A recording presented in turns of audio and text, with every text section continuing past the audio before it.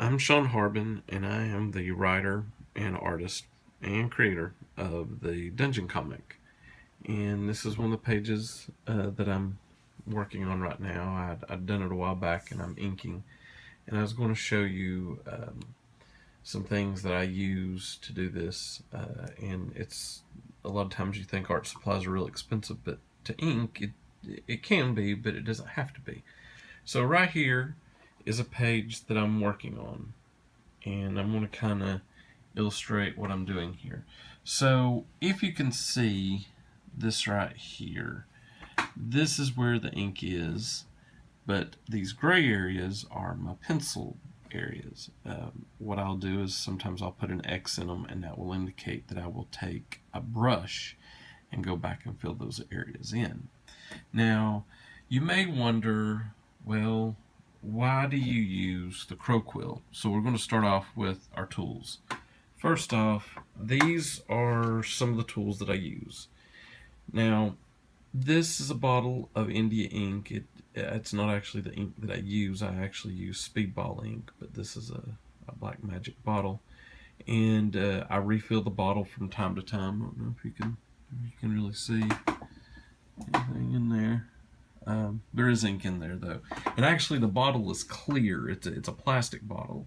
It looks black because there's ink in it, but every once in a while when I get to the bottom, I will empty out the bottle entirely. I'll wash it out, I'll clean it, I'll dry it, and then I'll refill it, because ink from where you use the crow quill will scratch pieces of paper, and it'll get in your ink bottle, and then it'll make nasty little chunks that will mess up your page.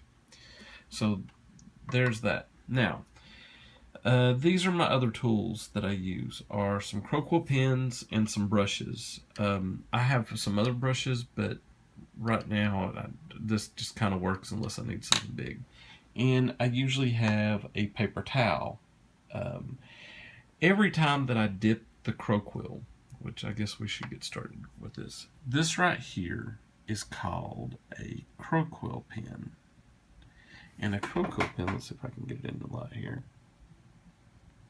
So a crow quill pen is a pen that you dip in the ink, and I'll see if I can get it to focus here.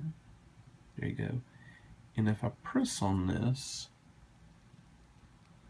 you will see that it opens up. And as it opens up, the more it spreads, the bigger the line gets. This right here is what I typically use. I have inked all of this page here with this tiny pen. It is a 102 point, and this right here is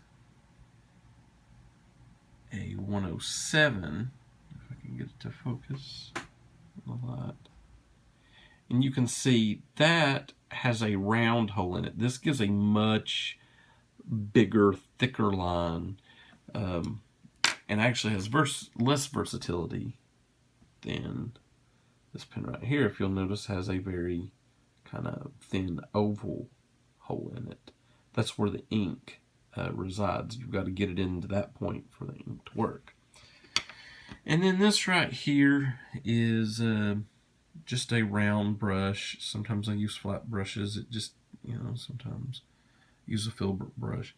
This is a number 3, and it's really just a brush that I will use to fill in big areas like this. So I'll dip it in the ink, and I would come in here, and I would fill the large areas in with the paintbrush.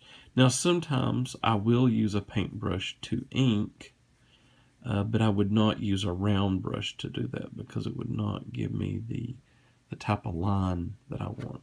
I typically use a flat brush.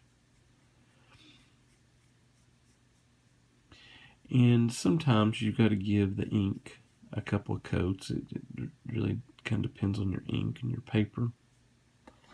And so you may go, oh, you missed a spot right there. I can fix that. That's no big deal. Anymore, if I'm making a mistake in ink, which is usually on every single page that I ever do, I'll usually have to wind up using some stuff to fix that. And I have some other videos that actually show you how to fix mistakes in ink. Now, it's very important to make sure that you get these blacks very thick and even. And pretty much if you get it in there, it's going to transfer when it gets scanned, but I always like to consider that you have to look at the after art market, which is selling your originals. And while I don't sell pages to the dungeon, I do keep those pages, and the art to those sometimes is breathtaking to be able to see when it's done the right way. And if you do it professional the entire way, then it should be professional looking in the end. And everything is an example of your art and of your style, but sometimes you just gotta really care about it and make it look right and fix it up.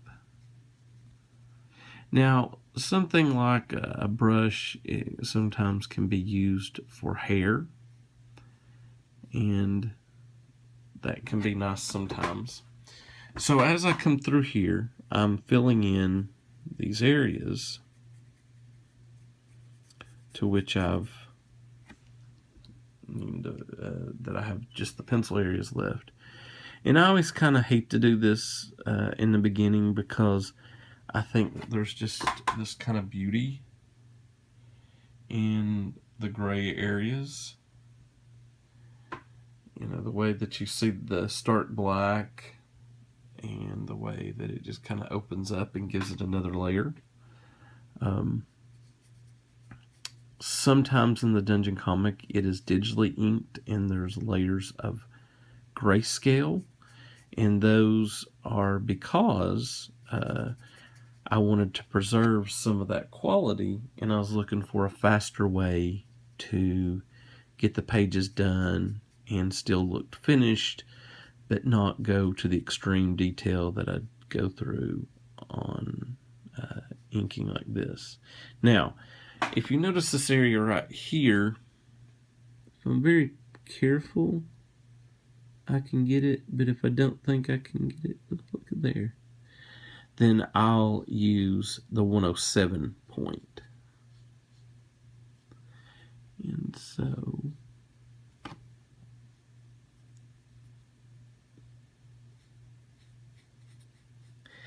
this also helps keeping the paper very smooth and very flat. It also doesn't tear into the paper like the crow quill. Now this paper right here is 500-pound paper. It's not real thick, but it's ply. Not its ply. That's ply would be it. It just means that it can hold more ink better, or more material better than if you had 100-pound paper. And when you were buying your comic book paper, you need to be real careful, because a lot of art stores will sell something that's like 100-pound paper, and that's why when you ink it with a crow quill, it shreds the paper, it bleeds a lot, it messes up. And so you want to keep it from doing that. And by doing that, you use the heavier gauge paper. So I'm going to pull this around here. And like I said, I may have to give it a second coat. Sometimes I have to. And this brush right here I only use for inking purposes. I don't use it to fix ink because it may get the gouache that I use to fix the inking mistakes in the brush, and you do not really want those to mix.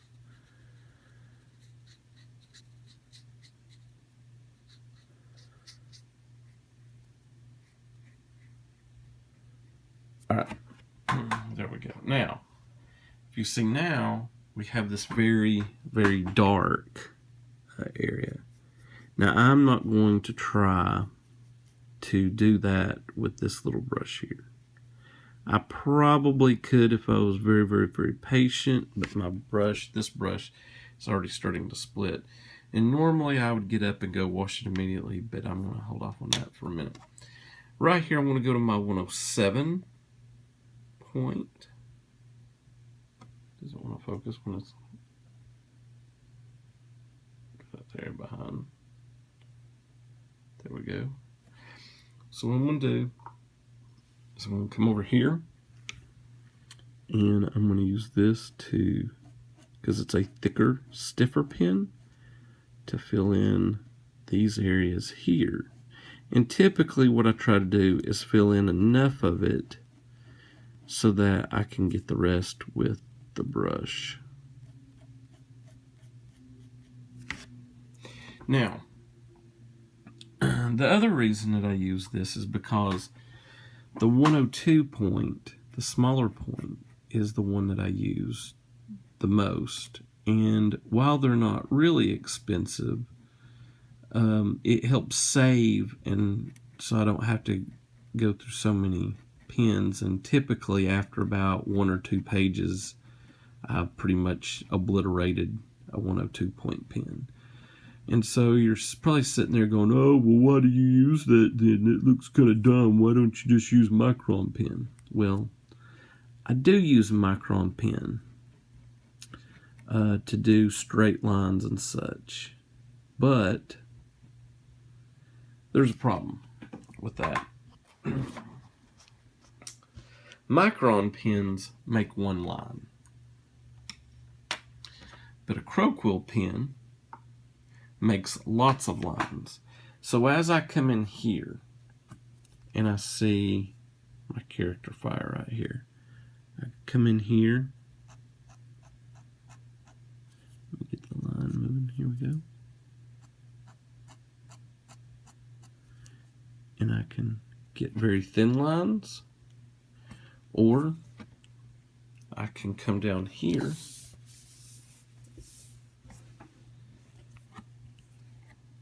and I can start working on the hair, which this is very hard for me to hold the camera and do that at the same time. But I can get very different lines of hair in there, so much that it's actually even very hard to see.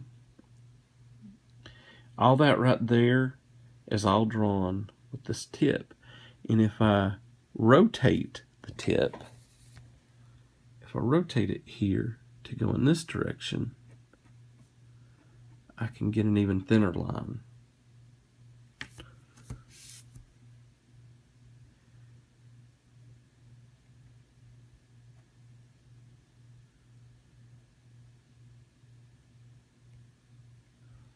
Like so.